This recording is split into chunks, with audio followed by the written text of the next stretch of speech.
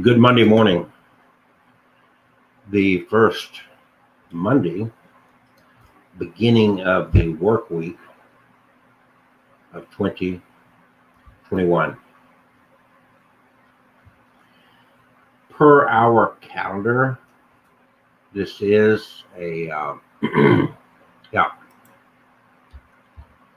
a new year. What does it mean?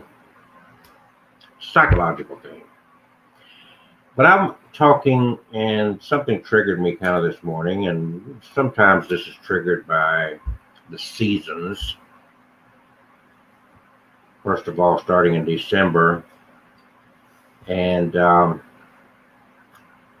it's something I live with every day.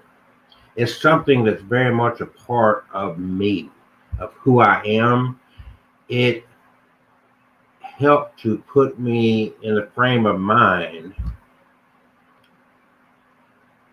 that I'm in. Basically, what I'm saying is that the events that happened in my life and the way that things went down affected my views of who I am, where I fit in, how I want to fit in or not fit in, and all those things. It gave me a perspective that I don't know. I certainly have learned that not a lot of people share this perspective. The first thing that I learned, and 16 years ago, I lost the last of my family. I'm sure I've got distant cousins out there. I wouldn't recognize them if I was on the elevator with them. That's how far removed any relatives that are existing are to me. I would not recognize them. I've never had a relationship with them. I know they exist. But when you lose all your people,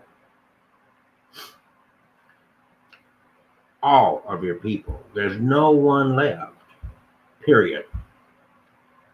It's all new. Your whole life is new. It takes on a new significance. Every moment takes on new meaning. And you deal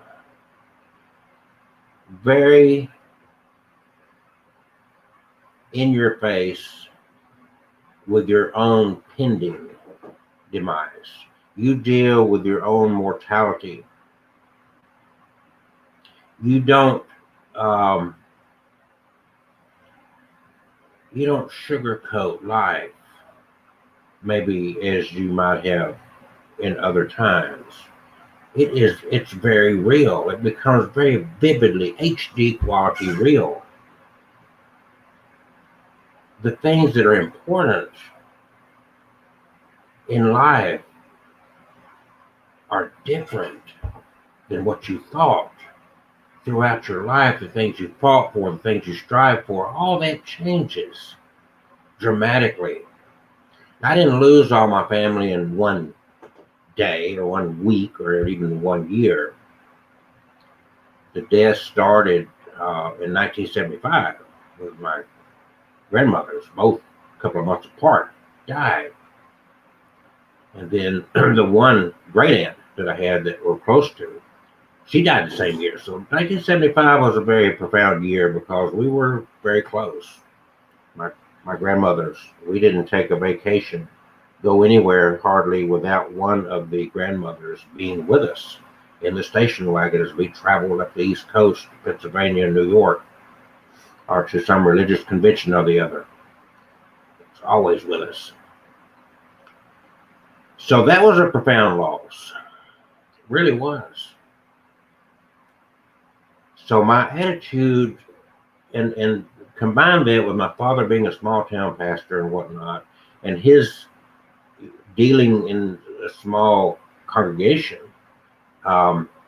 older people and sickness and death were a very prominent thing of my childhood because it's like, oh, I remember one traveling minister, and back in those days, he would hitchhike. He didn't drive. He was only in his 40s, and I guess he knew, he felt something was wrong, and he would come through. He traveled through the Smokies and whatnot. He would proselytize and do his ministry up through the Appalachian Trail and whatnot. And he would come by when he got back in town because his parents lived in Athens there, and he would work his way back down. Hitchhiking was a interesting thing in itself. He always had these fascinating stories of, some bear on the side of the road. But this particular visit took on a new meaning, and it troubled my dad. I remember my dad talking about it after he left, because his name was Elliot. I think it was, the last name was Elliot. And I can still and I was just a kid, but I guess he had some kind of prostate cancer or something. I don't know the details, but he knew something was wrong. And on that visit, as he was still going, he wasn't slowed down, but he sat there and he looked at my dad and said, "If I die, I want you to do my eulogy." My dad's response was, "I'll probably die before you do," which wasn't the case, because I think he died in the late 60s, the most early 70s, but I think it was late 60s when Elliot died. So in a youthful, in a naivety of youth. Hey, dude, thank you. I'm just kind of pouring my heart out this morning about my life and the losses I've had and the processes we go through in life. Some people want to think I'm morbid, and I tell them, it's like, no, I'm not morbid. I'm a realist. But as a child, you're dealing with these things. It's like, this person's here. We're always seeing this person, and then one day they're gone. And then in those days, the bodies would be made out and put in a casket and brought home. So we'd go to somebody's house, and there the body was laying in a window at home in the living room, and there was no visits to funeral homes. It was all done there, and at some point, the whole wake, the whole, viewing, all that stuff, that was a home private affair. You didn't deal with a funeral home. Funeral home brought the body back to your house after they dressed it and cleaned it and all that stuff. So this, you were laid out in your living room, and until the morning of when the actual services were going to be. I remember that clearly. And I remember, you don't see this anymore because the way that things are done, but back in those days, there'd be this sheer fabric that would be pulled over the casket, because there was no central climate control, air conditioning, and that sort of thing. And they wanted to keep flies off the body.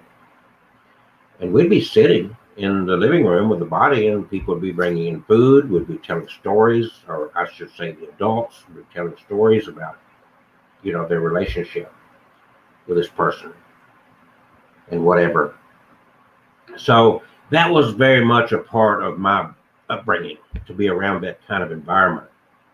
Later on, going to university, I worked in the death industry. Death was nothing new to me. I only had one sibling, my sister. She was a prude, a Puritan. She might, if she took a vacation to Hawaii, which she did, or to Germany, whatever, she liked to travel. She wasn't afraid to have a mixed drink. It wasn't a constant thing, and she might have one drink. In her lifetime, I bet you she didn't have a dozen alcoholic drinks in her life. I'd bet that. She died at 52, inflammatory carcinoma. She hated cigarette smoke. She was just a Puritan, a prude. I was the black sheep. In all rights, if you studied what religion teaches you, what conservatism teaches you, I should have been the first to go, not the last. But I woke up at 50 years of age. The day before I turned 50, I found my mother dead in her reading chair. And it took me a long time to get that mental image out of the forefront of my mind. It's still there. I still see that image. but I was able to push it back. Once something is burned into your mind like that, it's not like it just vanishes. You can't hit a delete button and take it away. Maybe some can, but I can't. It's there. My mother was the last of my family to go. And the next day I turned 50. So I woke up 50 years of age and I was a lost soul. I was lost. It wasn't because that I didn't have a life, but that connection to my life was gone. Totally gone. There was no one to call and check in on daily. There was no one to share your memories with. No one that actually lived those experiences with you. That was a big thing. I didn't realize how big a thing that was. I didn't realize the kind of connection I had with my family till they were gone. We didn't agree on religious philosophies at all. Not the way my education took me and the road I took. But that did not break down the connection we had as our blood kin, as the people that were with us from birth. And all that was taken away. All that was gone completely. And that had a very strong impact. It took me a while to figure out, well, where am I going? What am I going to do the rest of my life? This is real. When I took my mother's body and I lifted it out of that chair and laid it on the floor to apply CPR with very little hope of reviving her. Her body was still warm, but she was gone. I knew she was gone. I dialed 911 and I was applying CPR and mouth to mouth, and she's gone. It's just, there's no way. Paramedics got there. They took her out to the ambulance. And before they took her to the hospital, they tried and they tried. It was not for lack of trying, but she was gone. It was very real. It was very real. I followed that ambulance to the hospital.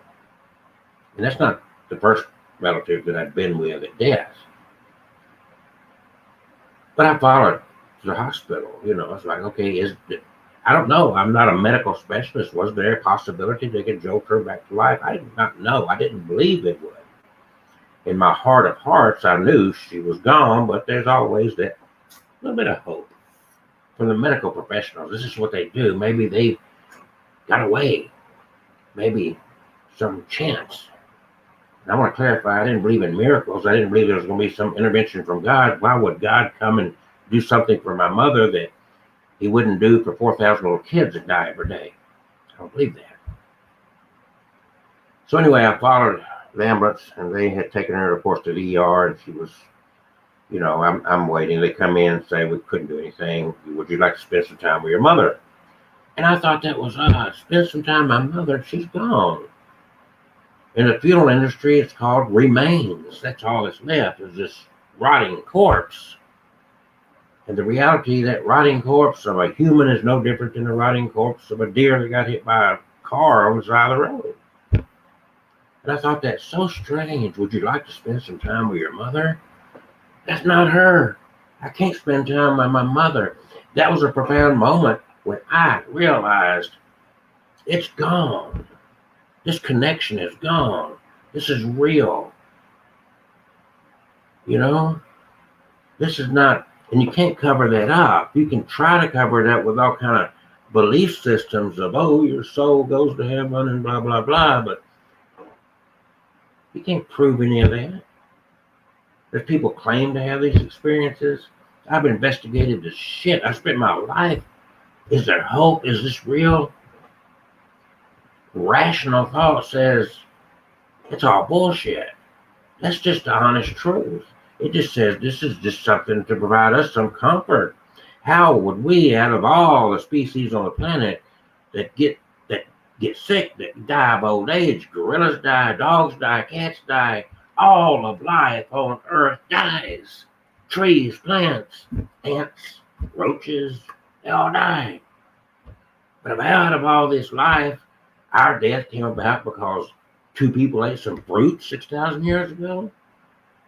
Then what? Why the ants die? Why do dogs die? Why do cats die? Where did they inherit their sin from? It didn't add up. And then you study where all these beliefs came from. It was in archaic times. It was in times that people they thought that thunder was the voice of God. They believed that.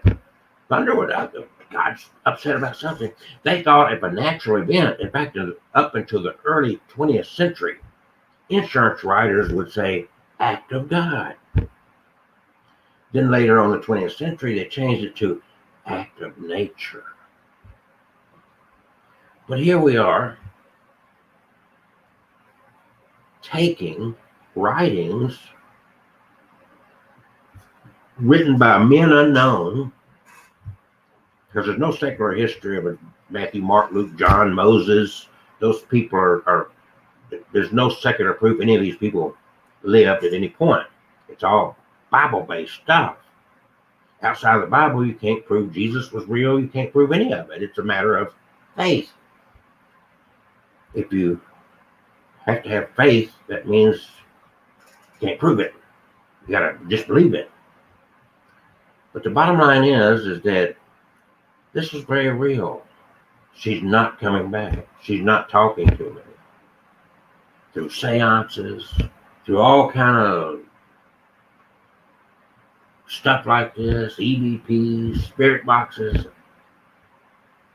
Believe me, if there was any possible way, my connection with my family while they were alive, if they could talk to me from some other realm after they died, I would have heard from them.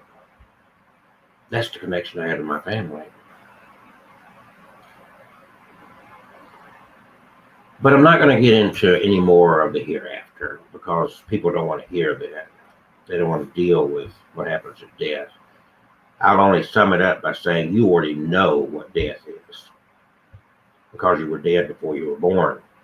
You spent an eternity in death only for your death to have been briefly interrupted by this few decades of what we call life. But we spend this short time of life trying not to die, knowing in the end that we are going to die. You're not going to escape it. You're not going to get out of life alive. It's not going to happen. It all just boils down to that few extra years that this one may get over that one. This one got killed in a motorcycle wreck at 18. That one lived to be 106.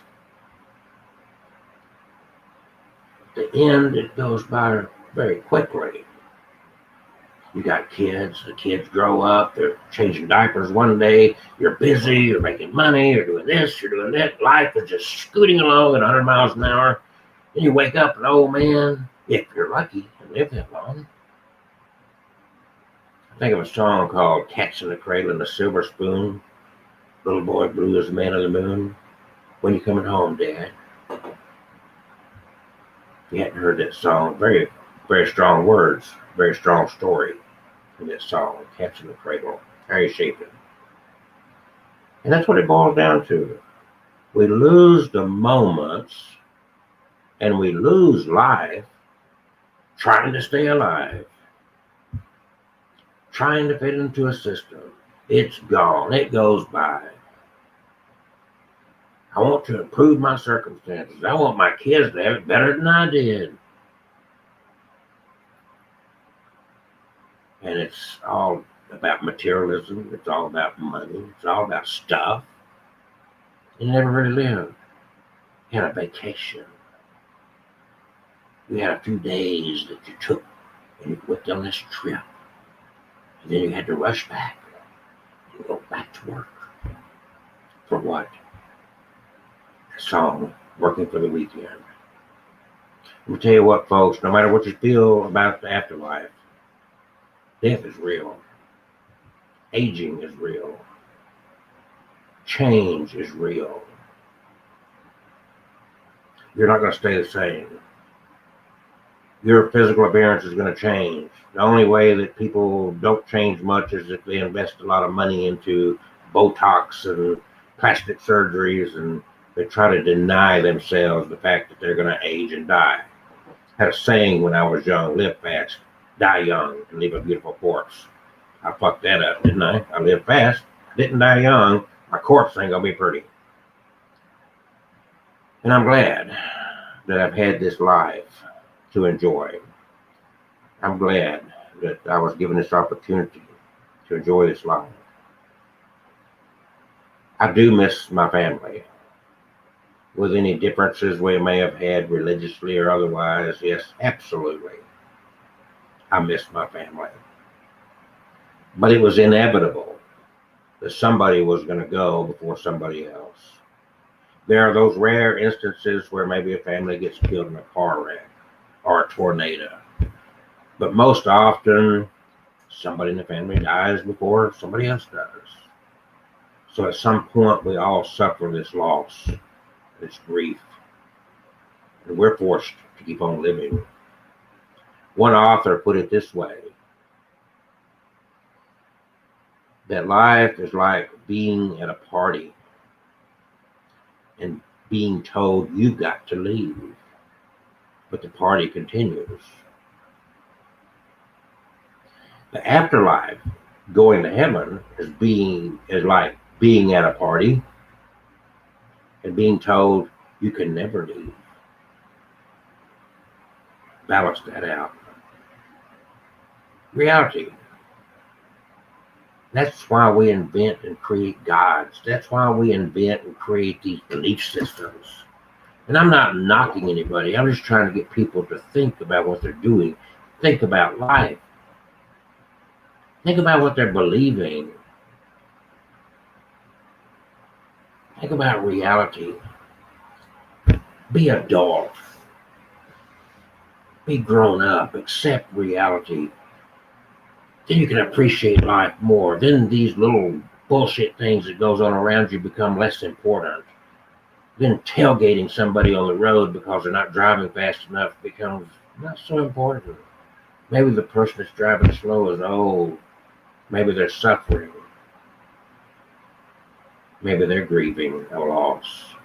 You never know what's going on in somebody else's life, and we so easily prejudge other people that way, don't we? All of us do. Slow down. Quit rushing to your death.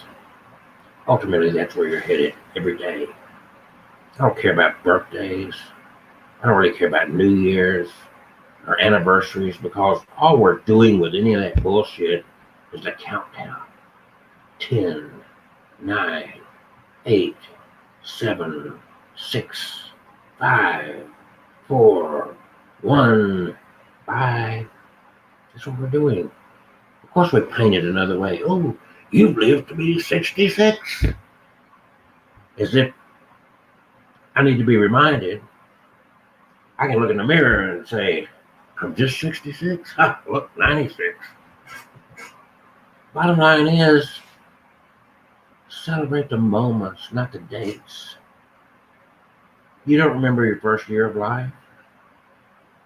You probably don't remember your second year of life. You're probably 4 or 5 years old before you start having any memories of your life. So you got a gap of time there that you were already outside your mother's womb that you don't have a clue. If it wasn't for a picture or a video or parents telling you stories, you wouldn't know anything about it. Because your memory doesn't go that far. It took the first year or so to start developing a language, to learn how to walk. You don't remember taking your first steps. You don't remember saying your first words. If your mother didn't sit there and say, oh, the first word you ever said was mama, you would never know. You can't remember that. But then you wake up and that woman whose wound you came out of is gone. That woman that shared with you the experience she had as she carried you in her stomach. That woman who shared with you, while she was still there, the experience she went through having you come out of her stomach. Her changing your first diaper. Her wiping your shitty ass. The first words you said. The first step you took. all of which you have no memory. The woman that does have a memory of it is gone forever. Never to see her again. Never to hear from her again. And what did you do with that? You stayed divided over a belief in a God? You stayed divided over a fucking politician? An institution called church took you away from this person? Or took that person away from you? How sad. How horribly sad that we have lost, if we ever had, enough humanity, enough decency to say, this woman who I should give thanks for my life is more important to me than debating Donald Trump or what God I serve and all the bullshit. It's more important to me. Don't wake up after she's gone wishing that one of you had swallowed your pride and walked up and simply said, Mom, I love you. Can I give you a hug? You don't have to agree with them on everything. None of us ever do. You don't have to share the same God. You don't have to share the same political views. You don't have to share any of that because you share the most important thing, the fact that she was responsible for your existence. She brought you into life. I jokingly, semi-seriously, remind people, did you ever thank your mom and dad for having sex when they did to result in you? Why do we get so, I don't want to think about mom and dad having sex. That should be an awesome thing. Two humans having sex is awesome. Why did we turn that into a negative? Why is sex one of the most, don't cost anything? It's a free act of human bodies. It's one of the most awesome things we go through. It's like, oh, that feels good. Oh, baby, yeah. And we turn it into something nasty and ugly, shameful. Oh, don't talk about that.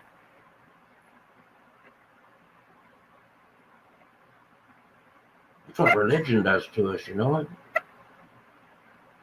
It puts us in that mindset. Make things that are natural dirty. Fucks with our minds. Because you're never learning about what your God thinks. All you're getting is some man's interpretation of what he thinks your God thinks. You recognize that, right? That's what you're getting. You're not getting a message from God. You're getting a message from some man who got it from some other man of some other man's interpretation of this God. You never received a message straight from your God. You can think you did, but you didn't. In saying all that, I can't say for a fact there's no God. Of course I can't. I can't prove there's no God. But you have to accept the fact too that you can't prove that your version of God is the right version. Somebody's wrong because the Methodists look at it this way, the Catholic looks at it that way, the Jehovah's Witnesses look at it that way, the Muslim looks at it that way, the Hindu looks at who's right? All these versions of life and God came from some man, and most of the men they came from have been long dead. You're following traditions and beliefs created by men that lived in more ignorant times than we live in. When thunder was thought to be the voice of God, when it was believed that the sun revolved around the earth, when they were wrong on so many issues, but you want to pick up these ancient writings and use that to define this awesome being out of the universe. Written, these stories written, at least in the Bible, by men that you know nothing about. Matthew, Mark, Luke, and John. Matthew who? Mark who? Luke who? John who? John the Baptist? John who? John Smith? John Doe? There's no secular record. You don't know who these people are. Could a pen name? Oh, I found this letter. This is a pretty good writing. It backs up what I want to believe. Who do you think wrote it? I don't know. Call him John. Okay, so John wrote it. Abraham, Isaac. There's no record of these people. But you believe these writings, but you won't believe science today. You won't wear a fucking mask because a politician. And you call yourself smart. People, it's about humanity. It's about life. We are all going to lose somebody. We're going to lose ourselves. We're all going to grieve, and we grieve in different ways. Hopefully, as we grieve, we find ourselves. We never get over the loss. We always have that void. That woman that conceived us, that carried us, that nurtured us. That's it. Thank you. It's the best you can do.